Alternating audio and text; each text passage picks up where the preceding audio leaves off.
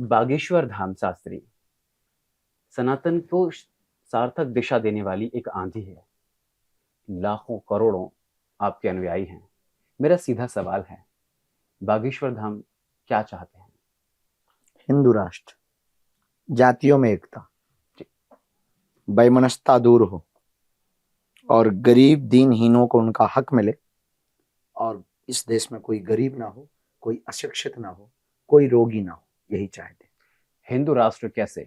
सोच में, समाज में या संविधान को बदलेंगे? विचार में।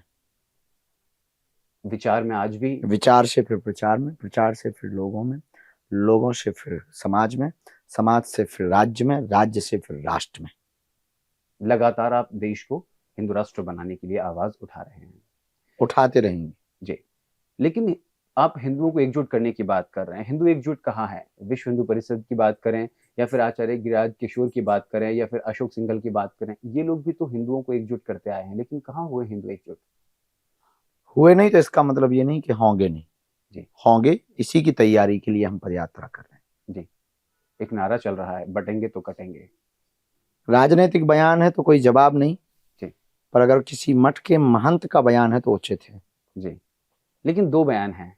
एक बयान ये भी आता है, एक है तो सेफ है, दूसरा बयान बटेंगे तो कटेंगे। आप राजनीति किस पर किसी भी प्रकार से जी बयान नहीं, नहीं। आप दोनों में से किस नारे को उचित मानते हैं? बटेंगे तो कटेंगे या एक छेड़ोगे है? तो छोड़ेंगे नहीं, तो ये तो तीसरा नारा हो गया। ये अपना खुद का है। तो अब बटेंगे तो कटेंगे या फिर एक है तो सेफ है, इसमें से? राजनीतियों पर कोई कमेंट नहीं। गुरुजी, कहीं ना कहीं ये जो नारा है, आप सही कह रहे हैं, बटेंगे तो कटेंगे वाला जो है वो राजनीति से ओतप्रोत है।